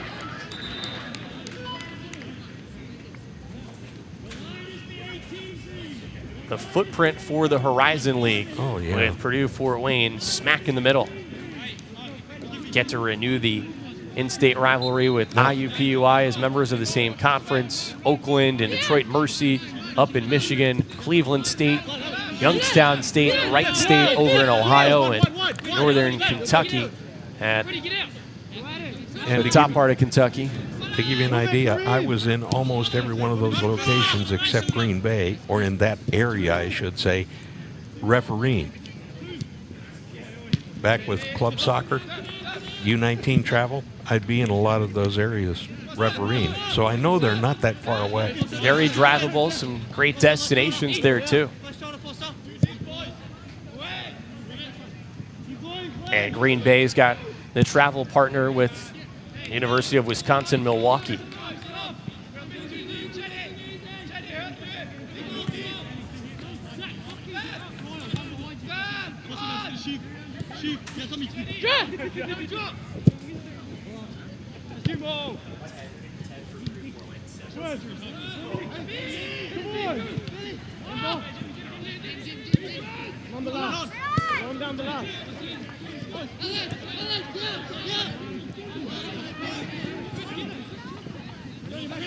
Alex Frank scored on the header earlier, plays it off for Baranowski, lost on the slide a whistle, and that'll go against James Lamb, the sophomore captain from New Zealand, on the slide tackle. All right, we're midway through this second half. We were scoreless at the intermission. Purdue Fort Wayne got the goal from Alex Frank off the corner. Emil Fossey with the assist. An instant impact for Fossey, transferring in from Denver, one of the top programs in the country and a favorite in the Summit League. And so far for Tor-Erik Larson, the guy they call Toro, in goal, hasn't been tested all that much, but has done his job in keeping his defense organized. The only goal that the Mastodons allowed in that 2-1 victory over Belmont came on a penalty kick, so it's a group that's really done a good job of staying organized despite a lot of inexperience. 5 starters graduated from last year's 10-win team.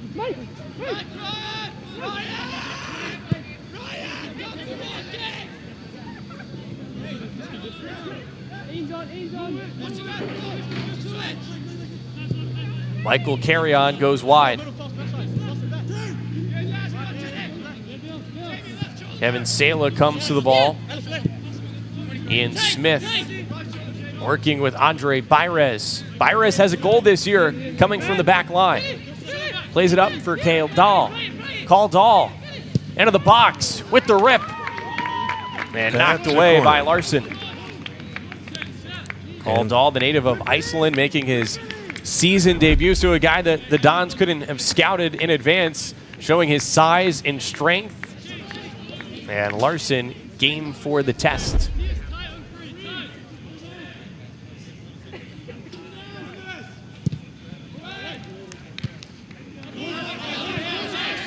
Headed out off of who? It's a goal kick.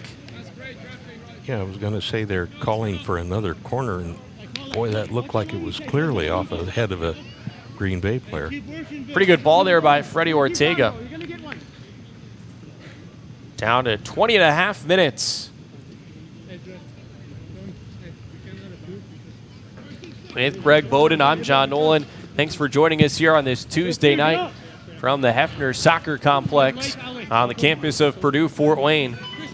Our match tonight presented by Poly Pro Concrete Coatings. Flag up a foul. A hold there on Moses Akimana for the Mastodons. You can see right now no wasted time by the Phoenix. No, not at all. Spot the ball and go.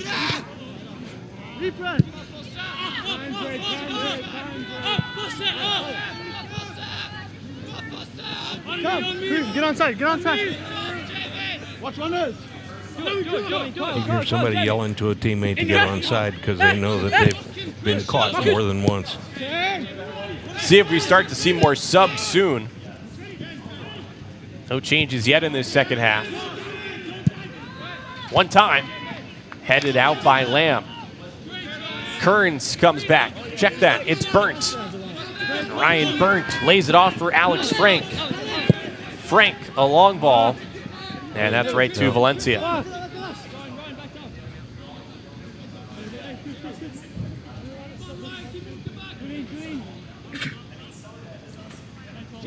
That Burnt's a hard worker, too. Sophomore from Beaver Creek, Ohio. He's got a goal this year. Open up, open up, open up.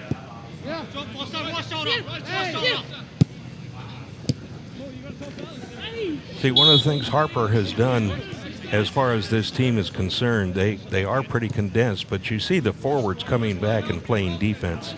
There's a lot of times a forward doesn't come back and actually play defense. They just stay up around the halfway line, hoping that somebody's going to get the ball to them. Right now, trying to protect the 1-goal lead.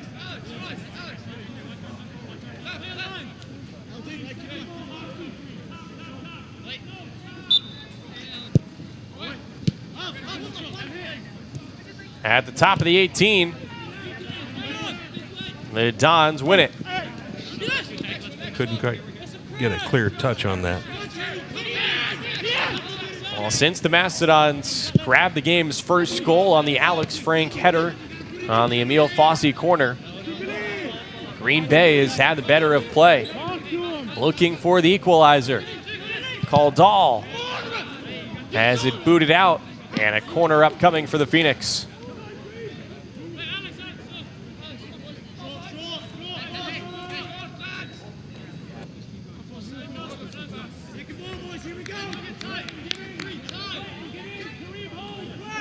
Ortega.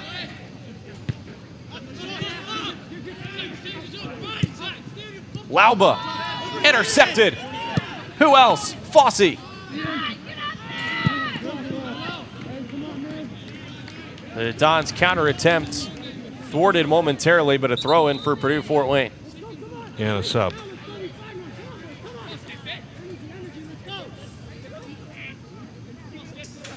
Nick Kozad, 21, comes on, a senior from Ohio.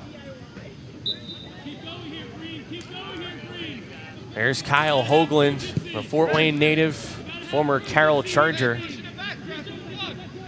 And this will be a throw in for Green Bay. You know, Green Bay defended that well. He had pressure on his backside and enough pressure he couldn't control the ball when it hit him on the throw in.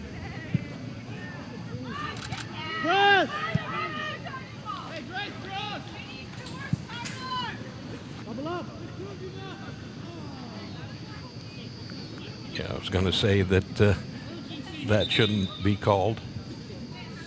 Oh, we have another sub, it looks like.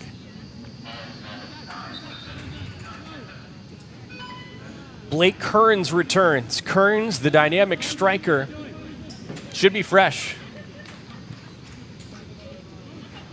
The Summit League's Offensive Player of the Week after his 2-goal performance on Friday against Belmont.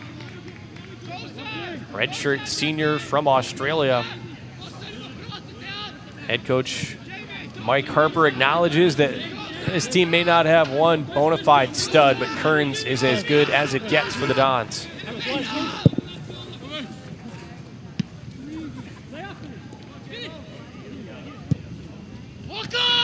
Right into the arms of Larson.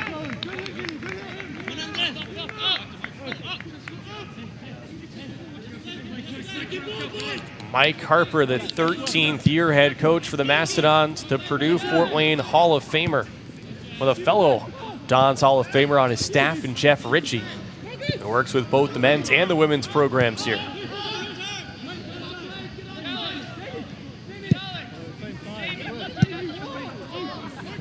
And looking over the roster, he does have a young team. One that in some ways is still in search of an identity. It's Frank with the right foot, wide.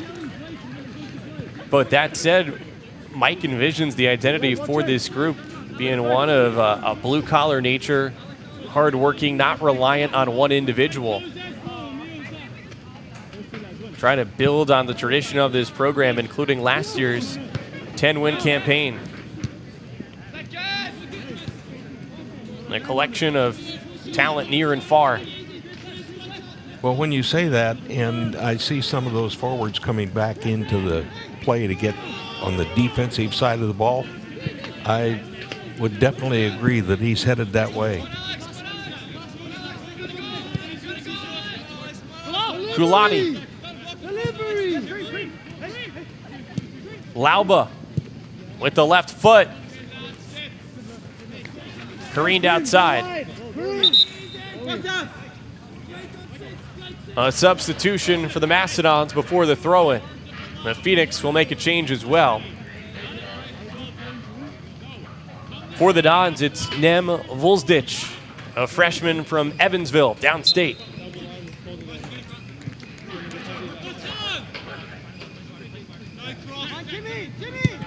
Ortega with the left foot. Comes out for Vulsdich, fresh into the game. A giveaway. Shot blocked. Uh-oh. Lauba! Oh! Larson got an arm on it. Nope. Nope. It looked like he did, but they're calling it a goal kick, so he must have missed that. So no corner. As you said, the goal kick. And a chance for the Mastodons to regroup, nursing a 1-goal lead inside of 13 minutes to go. Yeah. One of the better chances for either side tonight. But only 1 goal to this point. The 55th minute header for Alex Frank on the corner early in this second half. Purdue Fort Wayne trying to beat Green Bay for a second year in a row in a non-conference match. Their final time playing out of conference before the Dons are in the Horizon League next year. You know, I just keep thinking of that Horizon League and the teams, and I'm going, that's going to be great. So much to look forward to for folks here in Fort Wayne.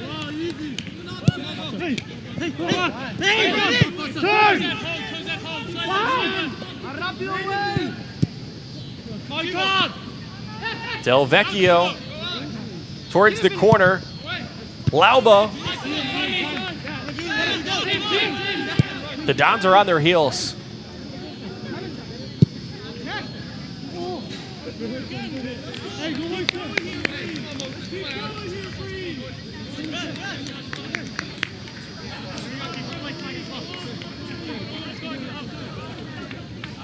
You notice how Toro's just kind of taking his time? No need to rush. A clock right now. A friend for Purdue Fort Wayne and a foe for the Phoenix. Second. Oh, white ball, get up. Talk. Seconds up. Go up, Matthias. It's got to be you. Still, the Mastodons have spent way too much in their defensive third. They need to have the ball down at the other end.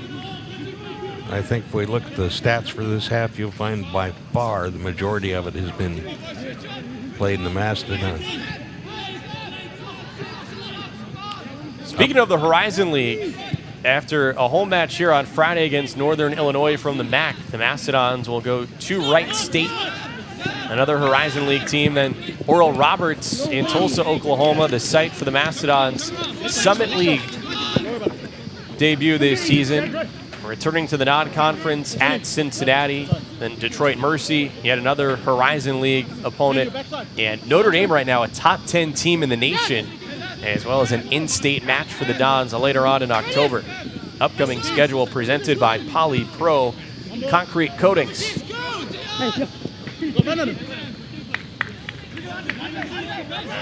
Nicholson unable to get there.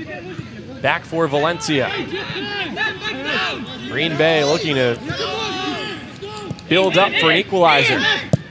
Lauba's been active on the right side this half. Trying to reverse fields. Clay Brown can't get there.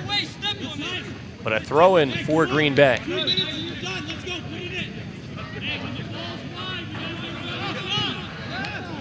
Don't forget, it's a Green Bay team not as deep as it would like to be due to injuries, including one suffered by Adam Mansa in the first half.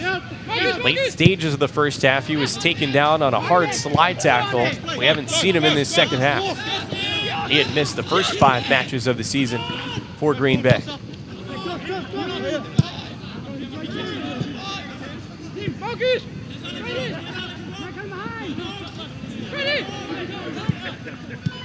Right now, the Mastodons are losing a little bit of structure. They're just kind of running around. They're not together. They could make them susceptible to an equalizer. Yes. So how do they want to avoid that? Unfortunately, in soccer, you can't call a timeout and say, okay, guys, settle down. In basketball, football, you can do that. But in soccer, you've got to let the players on the field work through it. So somebody has to be the one to step up, try to settle these teammates down, make sure that they're coordinated in their effort.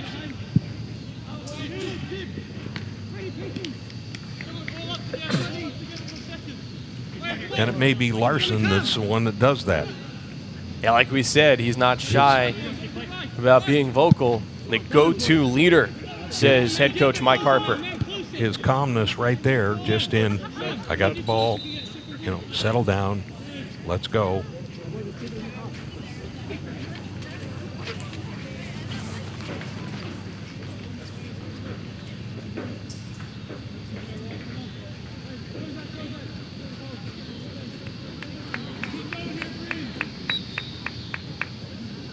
Ryan Burnt, number 7, up ahead for Purdue Fort Wayne.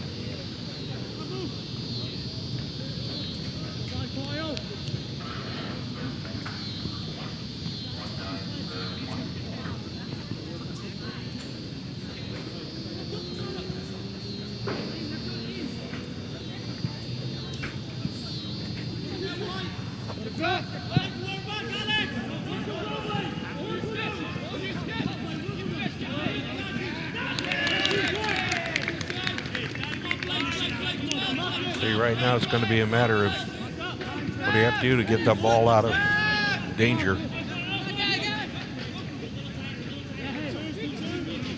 Can Purdue Fort Wayne continue to hold down the fort? That's one way of putting it.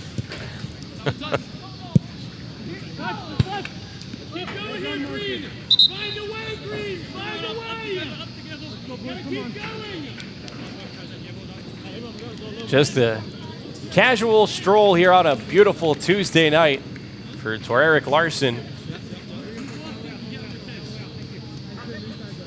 Toro in no rush for the restart. Less than 6.5 minutes to go. Mastodons on the cusp of back-to-back results at home.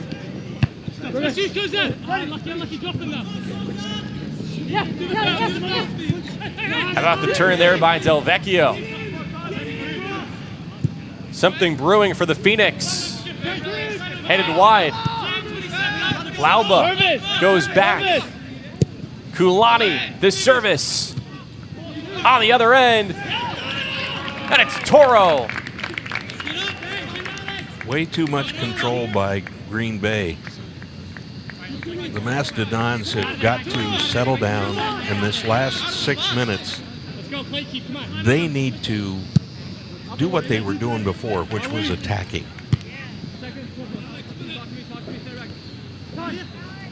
Alex Frank with the header in the 55th minute. That's the difference right now. Although Green Bay has certainly threatened since. Lauba down the line. Omar towards the corner. Saves it. Burt brings it down in a dangerous area. Akimata. Oh my goodness.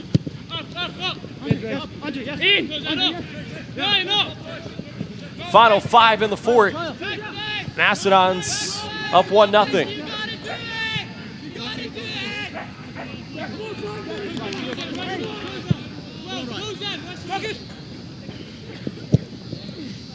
Support him, Kareem. Omar doubled. Burt coming back.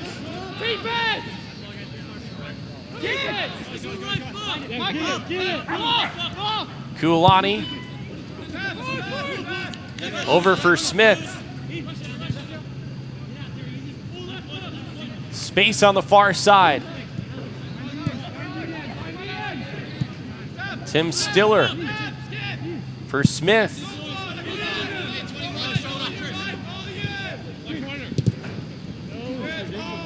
Akimata shoved down. That's a foul against Lauba.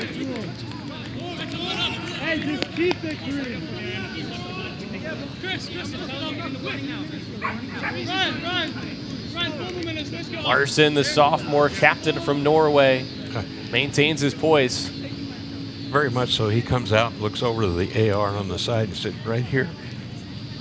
Got to be sure. Just taking another second or so. And as an AR in that case, how do you reply? That'd be fine. Keep it moving.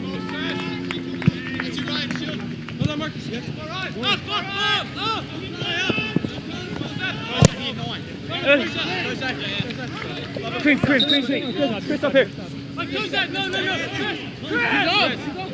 Well, not only is Purdue Fort Wayne right now in search of its second win in a row at home, it would also be the Mastodons' first clean sheet of the season. They had a 2-1 win over Belmont on Friday, and then back earlier in the month, it was a 3-1 win here against Marion.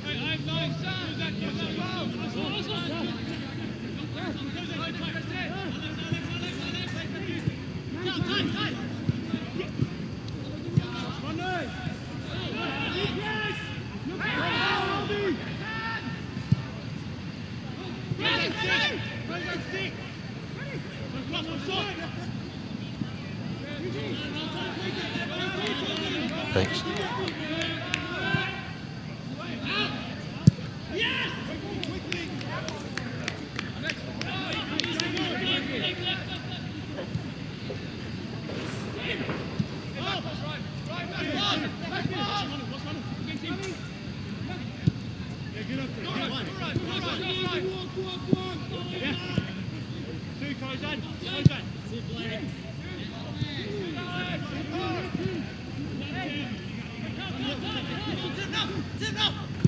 Desperation for the Phoenix.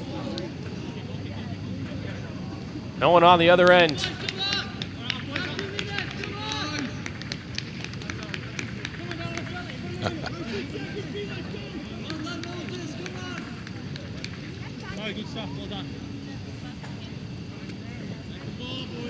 Larson top 10 in the saves nationally last year. He's done his job tonight.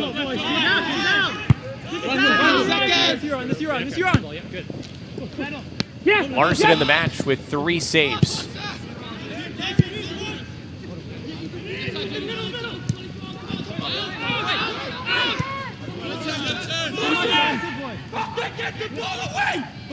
70 seconds left. All 11 back for the Dons. 1 minute remaining in regulation. It's the final minute in the fourth.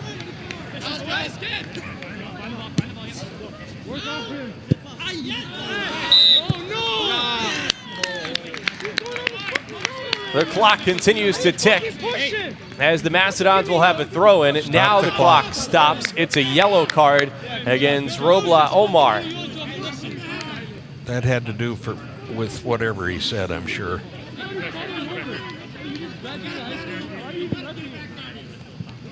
Second card against Green Bay tonight after Purdue Fort Wayne had 1 yellow in the first half. Frustration mounting for the Phoenix.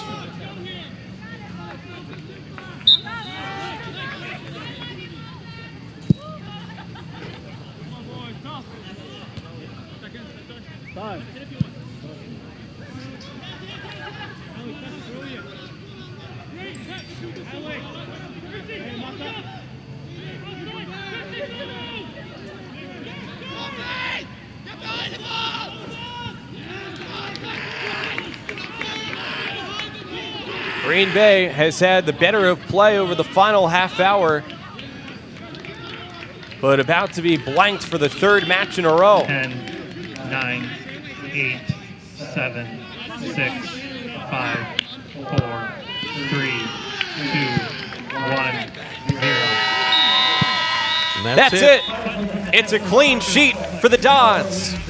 Purdue Fort Wayne wins its second in a row as the Mastodons defeat a Horizon League opponent in the Green Bay Phoenix. 1-0, the final. And both teams in the second half didn't let that foul late in the first half affect them. And you see the good sportsmanship here at the conclusion. The Dons have won consecutive matches at home with still one more to go during this homestand on Friday night against Northern Illinois.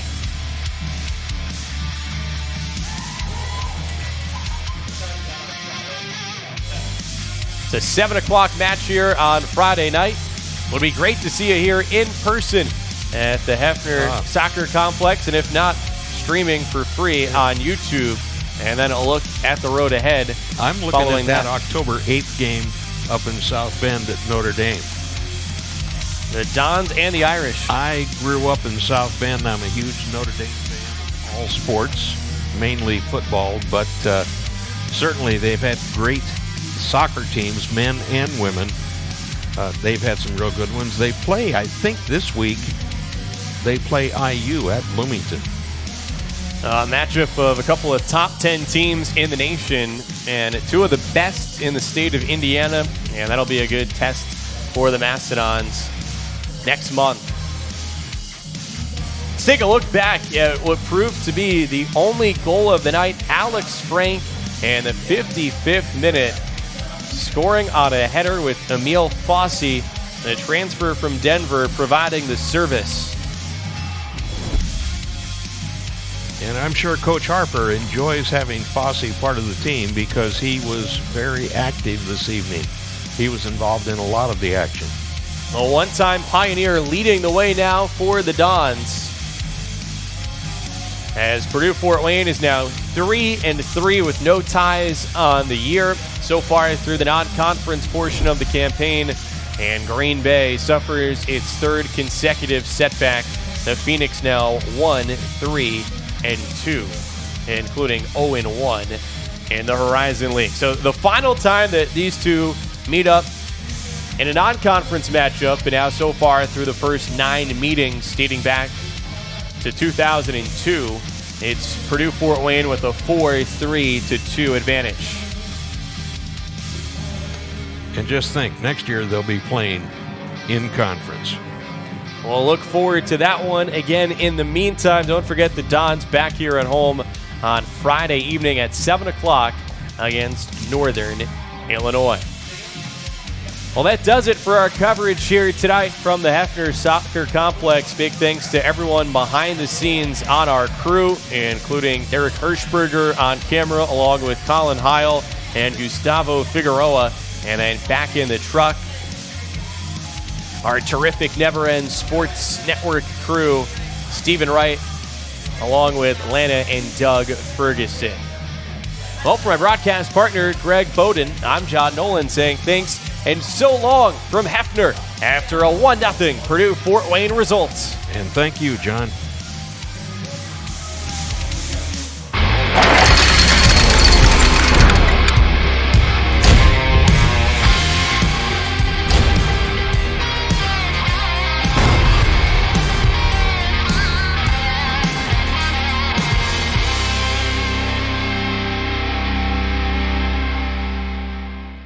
This has been a presentation of Learfield IMG College.